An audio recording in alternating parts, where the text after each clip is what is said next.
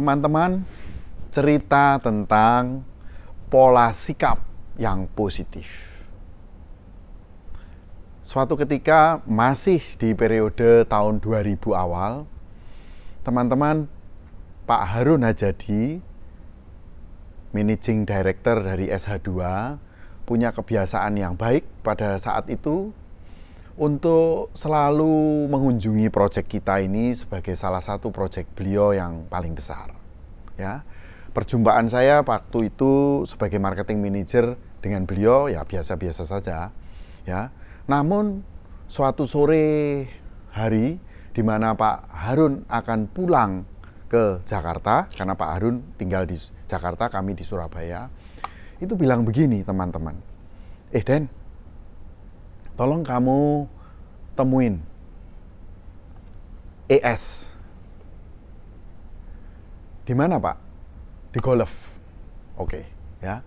Ya, saya nggak nanya lebih panjang kepada Pak Harun untuk apa saya bicara dengan ES ini, ya. Tapi sebagai staf dari Pak Harun, ya, saya telepon Clubhouse, di mana general manager dari Clubhouse itu kebetulan adalah adik kelas saya, alumni Dempo juga, saya alumni Dempo.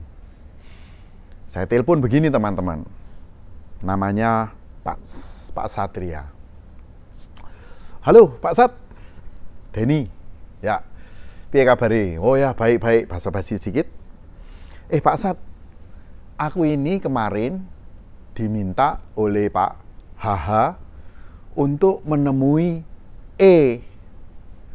ES. Kira-kira apa ya? Wah, Pak, ES itu adalah seorang waiter. Ada apa ya?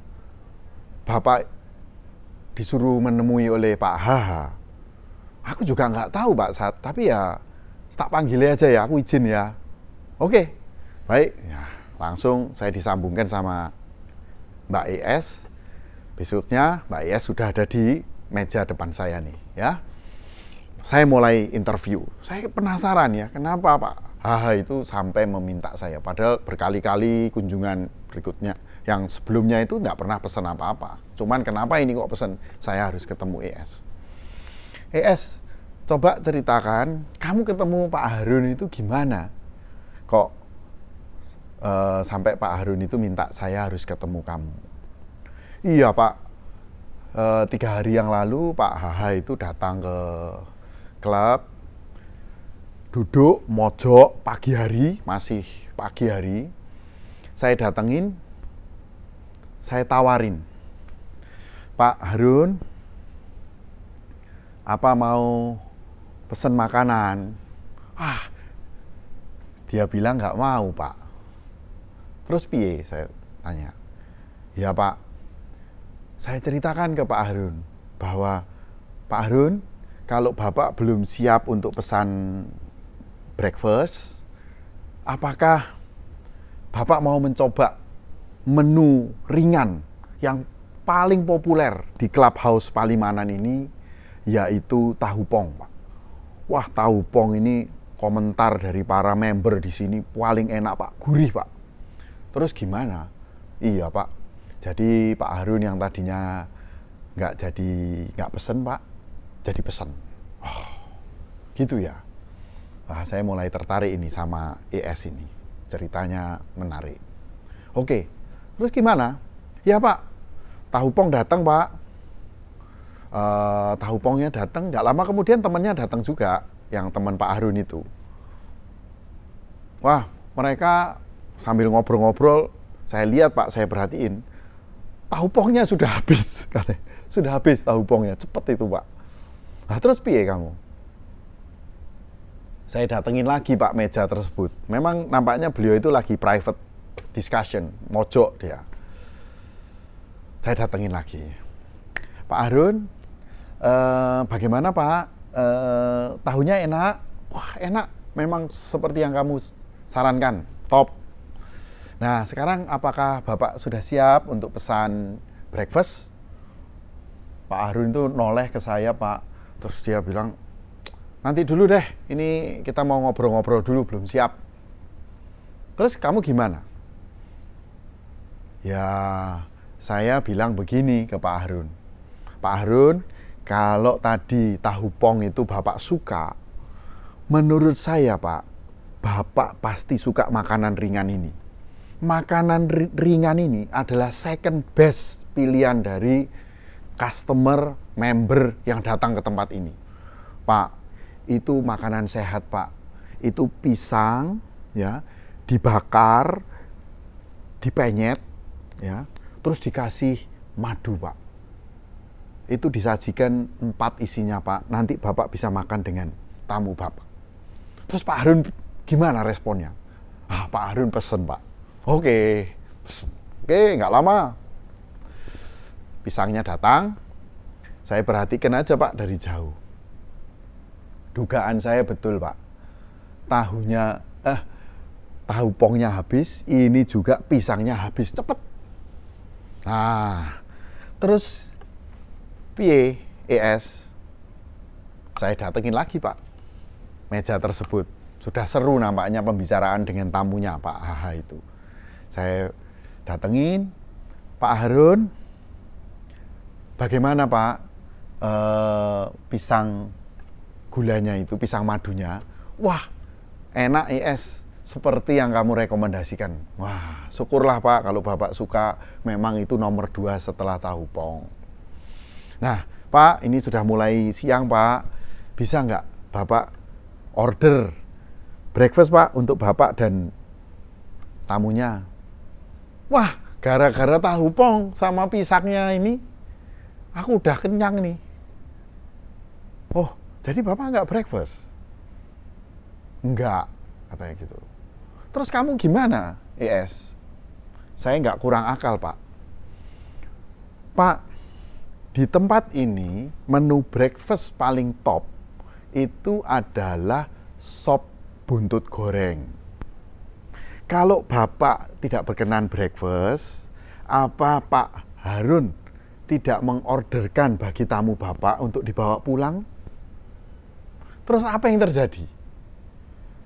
Pak Harun order untuk tamunya itu Pak, untuk tapau, untuk dibawa pulang. Wah, teman-teman, waktu saya mendengarkan cerita ES ini, saya sudah tahu apa dibalik permintaan Pak Harun untuk saya menemui ES ini. Wah, ES, kamu sekarang ikut saya. Kamu jangan lagi ngantor di tempat Pak Satria di clubhouse itu. Lah kalau di clubhouse kamu hanya jual tahu pong, pisang madu, paling banter itu 20.000, jual sop buntut goreng 60.000. Kamu ikut saya. Oh, maksudnya gimana Pak? Kamu jadi marketing eksekutif di Citraland ini. Kita jualnya barang-barang mahal. Waduh Pak.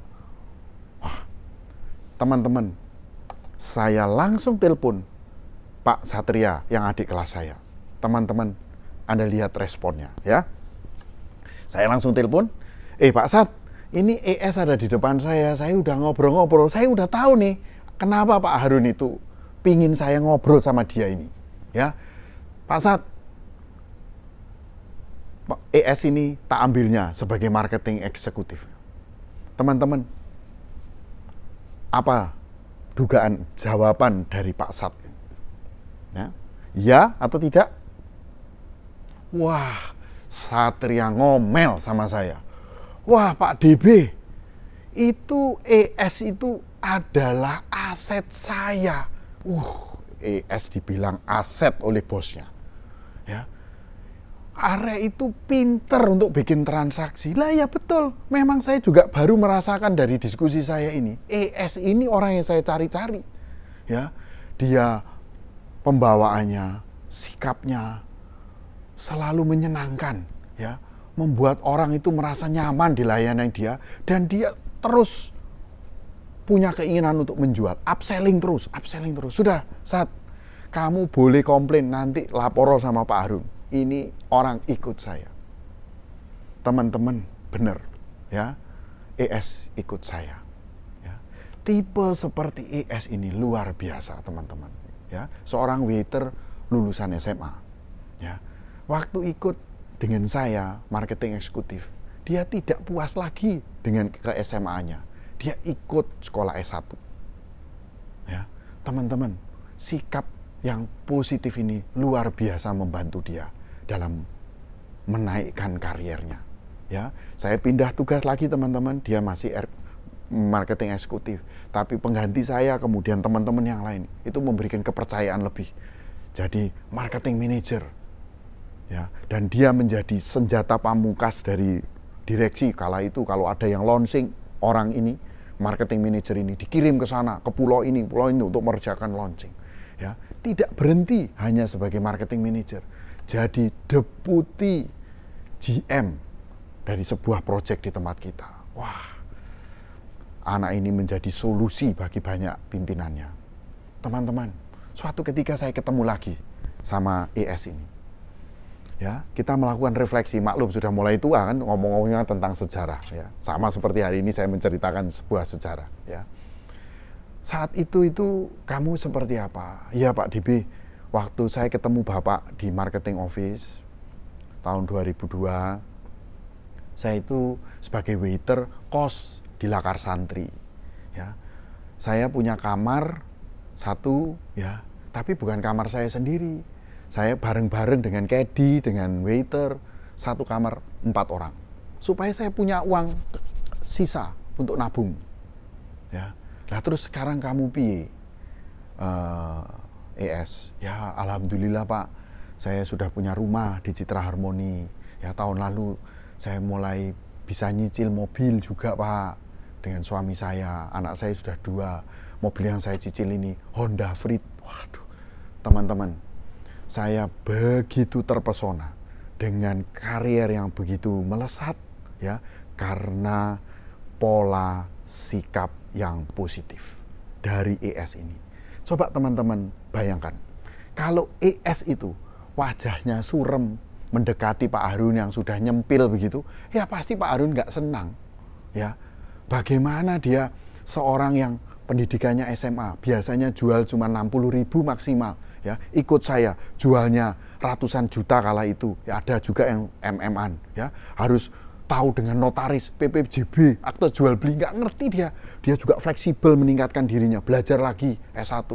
Saya dapat laporan dari mantan atasannya, Pak DB itu ES waktu jadi marketing manager, itu dia nggak bisa bahkan PowerPoint itu. Jadi dia belajar. Tahun depannya dia udah tampil hebat, ya. Orang seperti ini terus memiliki sikap positif dalam situasi apapun, ya.